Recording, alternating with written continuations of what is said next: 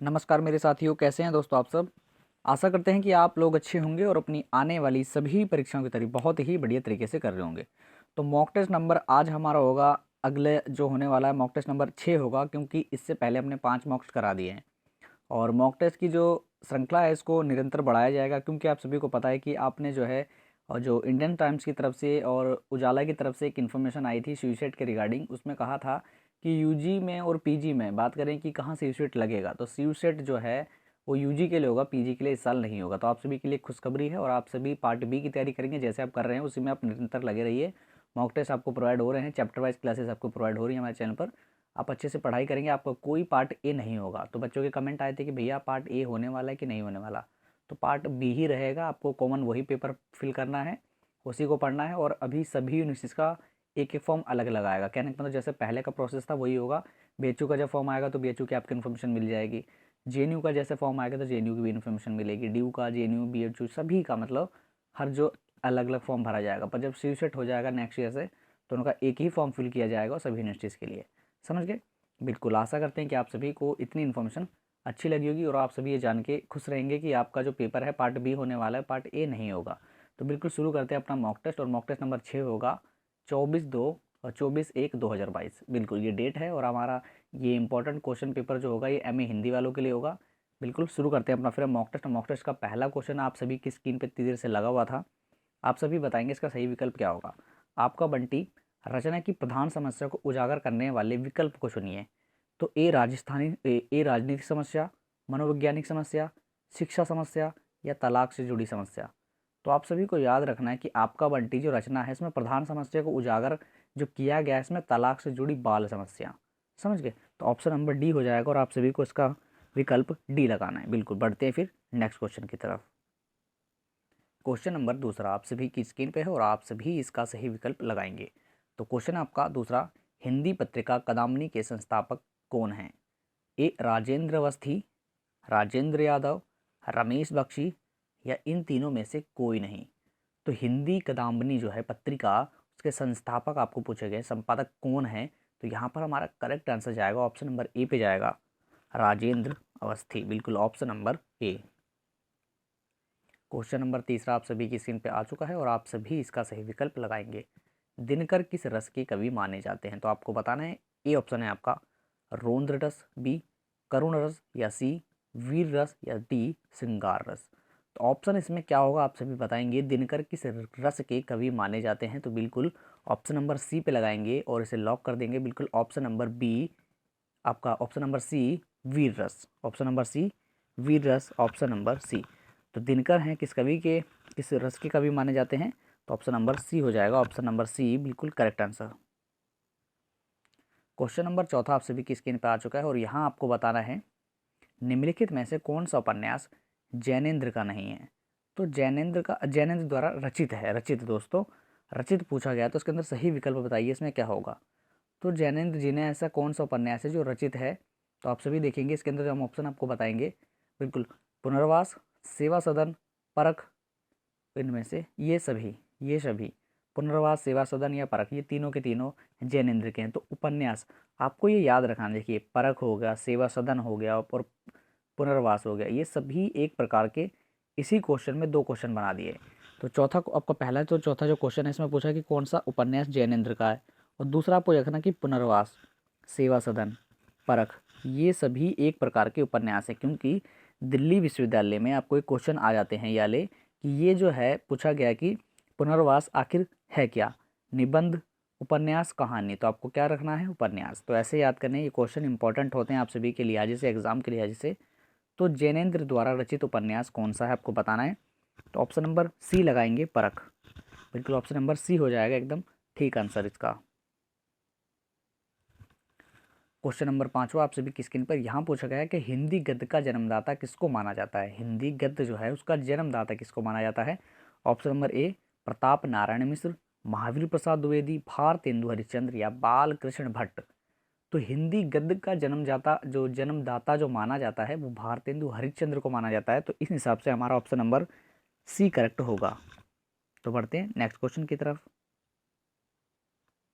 Question number छठा है और यहाँ आपसे पूछा गया है, कवि कालिदास की अभिज्ञान शकुंतलम का हिंदी अनुवाद किसने किया था। बिल्कुल क्वेश्चन इंपॉर्टेंट है और आपके एग्जाम के लिए आज से बहुत इंपॉर्टेंट है। जो कवि कालिदास हैं उनकी अभिज्ञान शकुंतलम का हिंदी अनुवाद किसने किया था?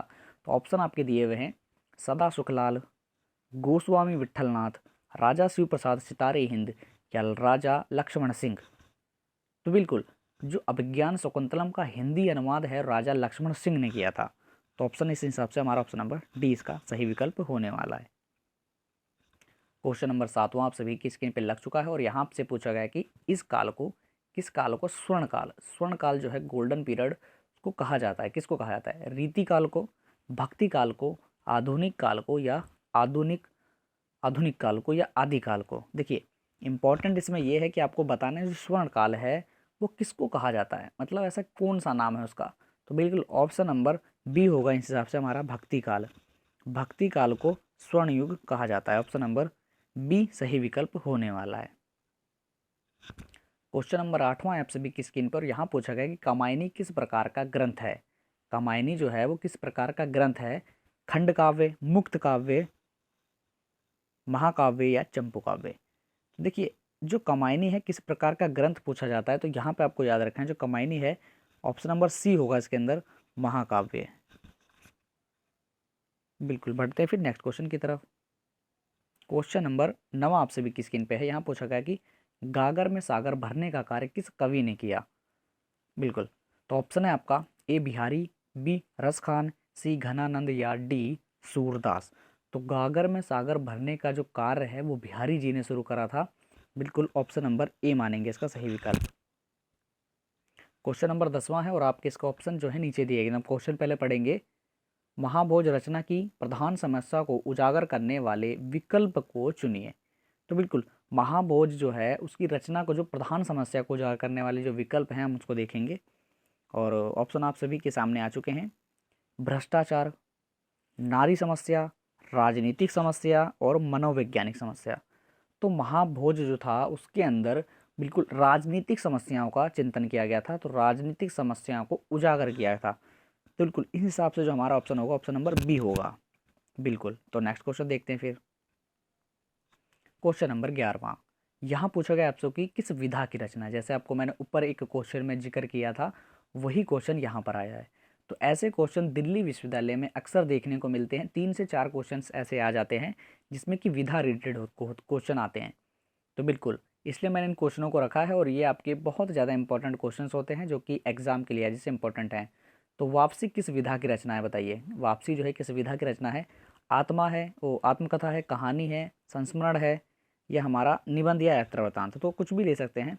बताइए जो वापसी है किस विधा की रचना है? तो आप सभी को रखना है कि याद जो वापसी है एक तरह की कहानी है। तो वापसी एक प्रकार की कहानी, ऑप्शन नंबर बी होगा। नेक्स्ट क्वेश्चन देखते हैं फिर। क्वेश्चन नंबर 12वां। तो यहाँ पूछा गया आपको कि तोड़ती पत्थर कैसी कविता है? कैसी कविता है? व्यंग्यपरक, उपदेशात्मक, यथार्थवादी, आदर्शवादी। तो तोड़ती पत्थर जो है एक तरह की यथार्थवादी कविता है। तो ऑप्शन नंबर सी लगाएंगे इसका सही विकल्प। बिल्कुल देखते हैं नेक्स्ट क्वेश्चन।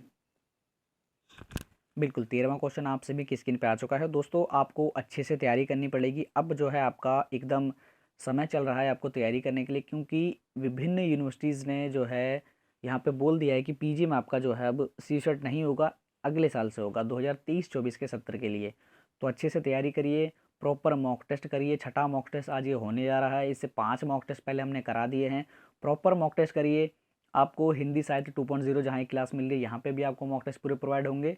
और हिंदी साहित्य मेन चैनल जो कि हमने इसी के अंदर मर्ज कर दिया है, इसी के अंदर आपको हमने जो है चैनल पे दे दिया है और वहाँ से आप चैप्टर वाइज क्लास करिए। आदिकाल जो है आज आपका फिनिश होगा और आदिकाल फिनिश होने के बाद आपको जो ट्यूसडे से आपको जो क्लासेस मिलेंगी वो भक्ति काल की मिलेंगी।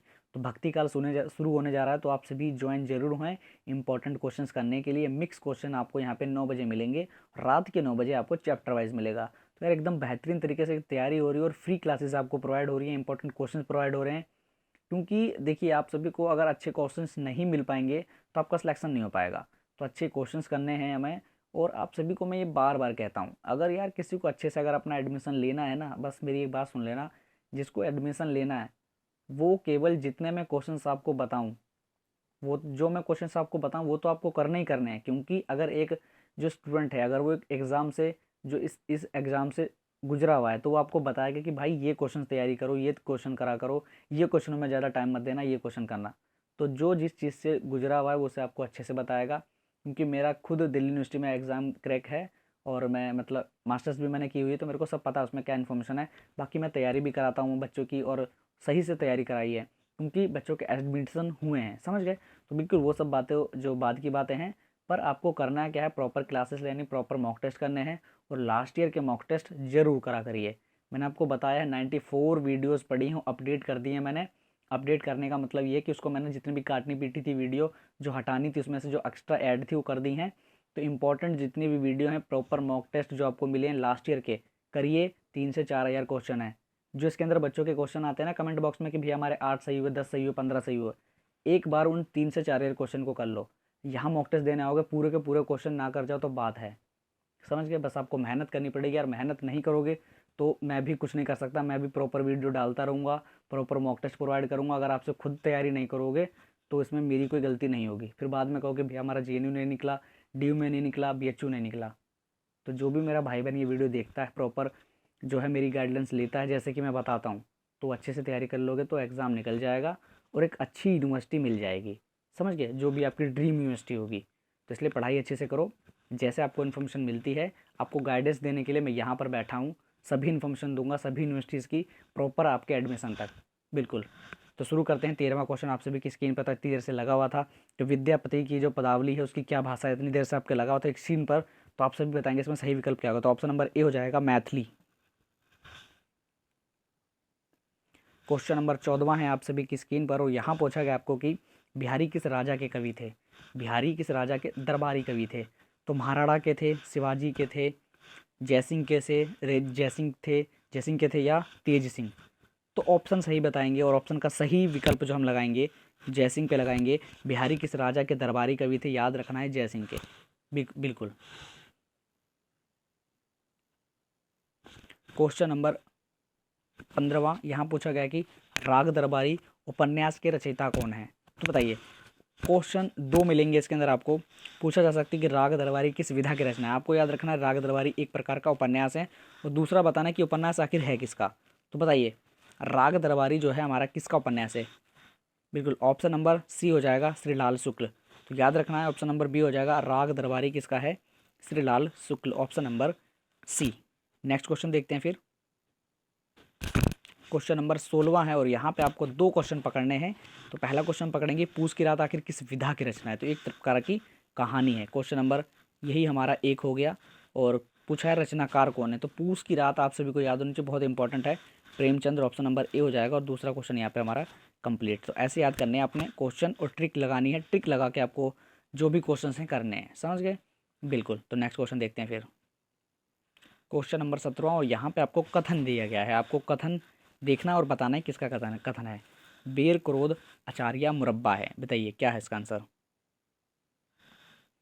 तो क्वेश्चन इंपॉर्टेंट है, और ये यूजीसी नेट का क्वेश्चन है। यहाँ पे सही विकल्प आपका होना चाहिए और गलत नहीं करना, और अगर गलत हो जाता है तो उसे नोट डाउन करना, क्योंकि अब जो मॉक टेस्ट में आपको क्वेश्चंस मिल रहे हैं ये इंपॉर्टेंट हैं यार।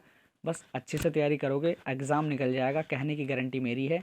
तो देखिए, ऑप्शन होंगे आपके भारतेंदु हरिश्चंद्र, रामचंद्र शुक्ल, मुक्तिबोध, हजारी प्रसाद द्विवेदी। तो इसका जो सही विकल्प है ऑप्शन नंबर बी हो जाएगा, Ramchandra Shukla, option number B, बिल्कुल करेक्ट आंसर। क्वेश्चन नंबर 18 है, शब्दार्थों सहित काव्याम प्रस्तुत उक्तियां हैं, किसकी उक्तियां हैं, इंपॉर्टेंट है, यूजीसी नेट का क्वेश्चन है। कुंतक, भामा, चिंतामणि या इनमें से कोई नहीं। तो आपको देखना है कि शब्दार्थों सहित काव्याम जो कि इंपॉर्टेंट उक्ति है, ये आपकी जो है, बताओ दोस्तों किसकी हो जाएगी। बिल्कुल सही बता रहे हैं आप सभी, Bhama, option number B. Question number 19वां है, और यहाँ पे आपको दिया है वैसे वही पंक्ति दी है, और बतानी है आपको पंक्ति किसकी, इंपॉर्टेंट है। ढाई अक्षर प्रेम प्रेम के पढ़े सो पंडित होए, प्रस्तुत पंक्तियों के रचयिता कौन है। ऑप्शन है आपके ए मीराबाई, बी कबीरदास, सी तुलसीदास या डी इन सभी में से कोई नहीं। तो आपको याद रखना है, ढाई अक्षर प्रेम के पढ़े सो पंडित होए, बहुत महत्वपूर्ण पंक्ति है जो कि कबीरदास जी की है, option number B. Question number 20 है आप सभी की स्क्रीन पर, और यहाँ आपसे पूछा गया है, इंपॉर्टेंट क्वेश्चन है, वही मनुष्य है जो मनुष्य के लिए मरे। बिल्कुल इंपॉर्टेंट है, वही मनुष्य है जो मनुष्य के लिए मरे। ऑप्शन नंबर आपका क्या इसमें सही विकल्प होगा, बताइए। ऑप्शन है आपके जगदीश गुप्त, बाल मुकुंद गुप्त, मैथिली शरण गुप्त, सियाराम शरण गुप्त। तो बताइए, वही मनुष्य है जो मनुष्य के लिए मरे, बिल्कुल important, Maithili Sharan Gupt. Option number सी, बिल्कुल ऑप्शन नंबर सी एकदम करेक्ट आंसर होगा। देखते हैं नेक्स्ट क्वेश्चन। तो इम्पोर्टेंट मैंने आप सभी को बता दिए। 25 क्वेश्चन को अब जो है 5 क्वेश्चन और ऐड किया है, जो कि 30 क्वेश्चनों की मॉक टेस्ट सीरीज़ होगी।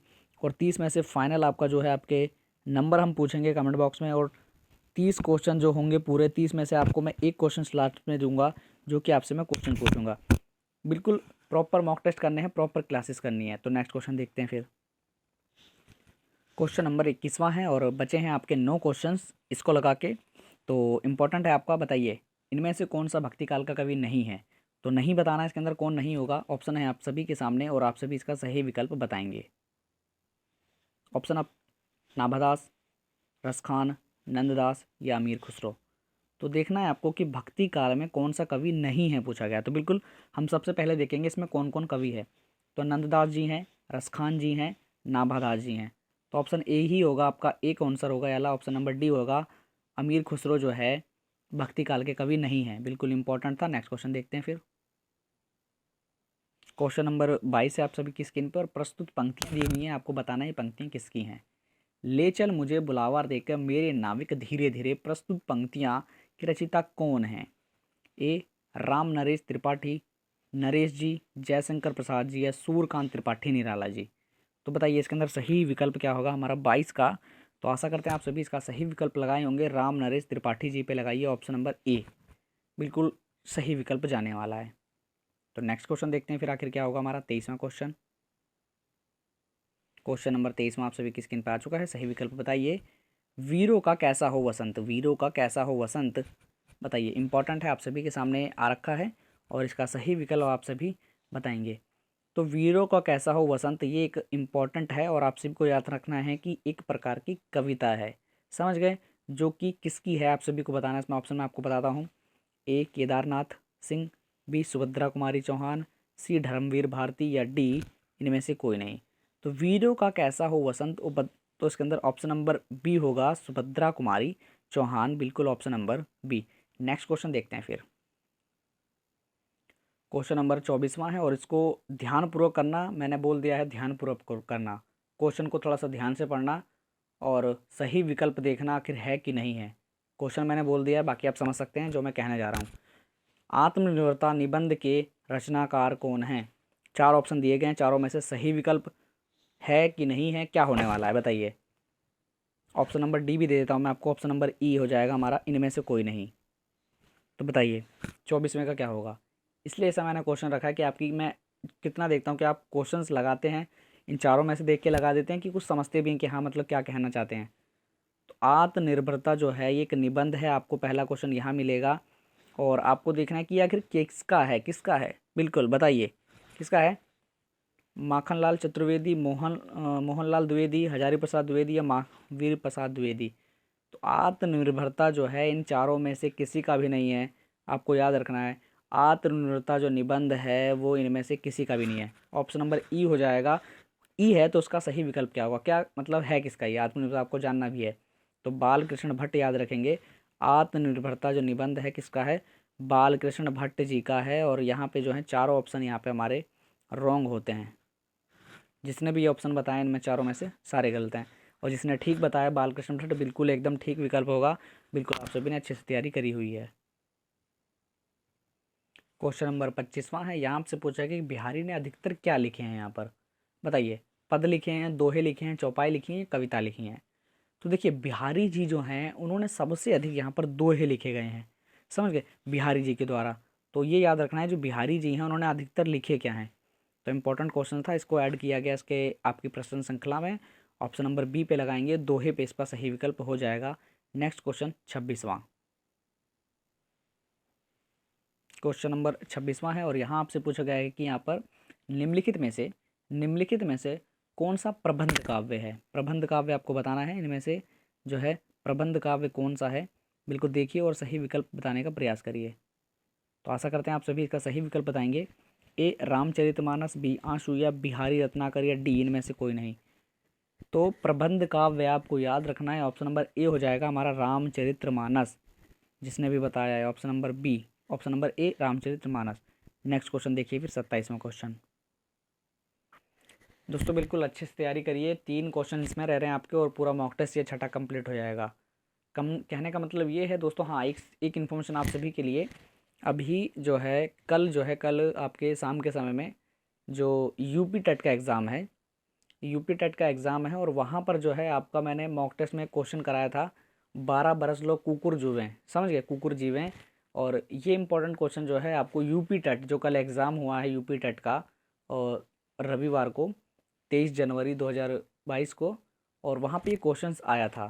तद्भव पत्रिका मैंने आपको कराई है मॉक टेस्ट में, इन 4-5 मॉक टेस्ट के अंदर ही अंदर क्वेश्चंस आया है। तो आपके 2 क्वेश्चन देखिए मॉक टेस्ट में आए हैं, समझ गए। मॉक टेस्ट के क्वेश्चन कहाँ आ गए, मतलब यूपी टेट का पेपर, ये यूपी टीचर एलिजिबिलिटी टेस्ट होता है, जो कि अगर आप यूपी में टीचर बनना चाहते हैं तो आपको पेपर क्वालिफाई करना पड़ता है। तो हिंदी के सेक्शन में ये क्वेश्चन आया था। तो इंपॉर्टेंट इतने अच्छे क्वेश्चन होते हैं, इतने और बारीक क्वेश्चन होते हैं, जो कि आपके अलग कॉम्पिटिटिव एग्जाम में भी अगर आप जाएंगे तो वहाँ पे भी देखने को मिलेंगे। तो कहने का पूरा मतलब यही है कि अच्छे से तैयारी करनी, क्योंकि यह क्वेश्चन आपको आगे देखने को मिलेंगे। अगर अभी आपने तैयारी नहीं करी तो आगे आपको दिक्कतें होंगी। तो जितने भी क्वेश्चंस आपको मैं कराता हूँ इंपॉर्टेंट होते हैं, मैंने हर बार कहा है। तो 5 मॉक टेस्ट हुए हैं, जिसमें कि 5 में से 2 क्वेश्चन अभी यूपी टेट का जो एग्ज़ाम हुआ है उसमें ही आ गए। तो बहुत इंपॉर्टेंट है, इसलिए क्वेश्चन सारे के सारे इंपॉर्टेंट होते हैं। तो बताइए, क्वेश्चन आपका 27वां है यहाँ पर, पृथ्वीराज रासो किस काल की रचना है? पृथ्वीराज रासो जो है वो किस काल की रचना है, इंपॉर्टेंट है, आप सभी के सामने है। और आशा करते हैं अभी तक आपने जो इसका क्वेश्चन लगा लिया होगा। तो पृथ्वीराज रासो कौन से किस काल की रचना है, बताइए फिर। ऑप्शन में बताता हूँ आपको। ऑप्शन नंबर ए आदिकाल, बी भक्तिकाल, सी रीतिकाल, या डी आधुनिक काल। तो जो पृथ्वीराज रासो है ये एक प्रकार की आदिकाल की है, ऑप्शन नंबर ए हो जाएगा। क्वेश्चन नंबर 28वां है, और आपका यहाँ पे आपसे पूछा गया कि निम्नलिखित में छायावादी कवि हैं, ऐसे कौन से कवि हैं जो छायावादी हैं? भारत भूषण अग्रवाल, भारत भूषण अग्रवाल, बी तुलसीदास, सी नागार्जुन, या डी सुमित्रानंदन पंत। तो आपको याद रखना कि छायावादी कवि जो हैं, देखिए भूषण अग्रवाल जो हैं इसमें ये नहीं है, तुलसीदास ये नहीं है, नागार्जुन ये नहीं है। तो ऑप्शन 1 बच गया हमारा सुमित्रानंदन पंत, जो कि छायावादी कवि हैं। बिल्कुल ऑप्शन नंबर आपका डी हो जाएगा, बिल्कुल ऑप्शन नंबर डी। सी नहीं है आपका, जो भी ऑप्शन बता रहे हैं सी, बी और ए ये तीनों नहीं है। सुमित्रानंदन पंत इसका सही विकल्प होगा। क्वेश्चन नंबर 19वां है, और यहीं पे आपको जो है सही विकल्प बताना है। बिल्कुल इंपॉर्टेंट 2 ही क्वेश्चन रह रहे हैं। तो क्या है इसका क्वेश्चन का बताइए। चांद का मुंह टेढ़ा है काव्य के रचयिता कौन है? बिल्कुल इंपॉर्टेंट है और आप सभी की स्क्रीन पर है। ऑप्शन देखते हैं फिर हम। भारतेंदु हरिश्चंद्र, भवानी प्रसाद मिश्र, सी मुक्तिबोध, या डी गिरिजा कुमार माथुर। तो ऑप्शन यहाँ पर हमारा जो होगा चांद का मुंह टेढ़ा काव्य के रचयिता कौन है, ऑप्शन नंबर सी हो जाएगा मुक्तिबोध, लगा लीजिए। बिल्कुल ऑप्शन नंबर बी हो जाएगा हमारा। जितने साथी भारतेंदु हरिश्चंद्र, भवानी प्रसाद मिश्र, गिरिजा कुमार माथुर ये बता रहे हैं, बिल्कुल गलत है। ऑप्शन नंबर सी हो जाएगा इसका सही विकल्प।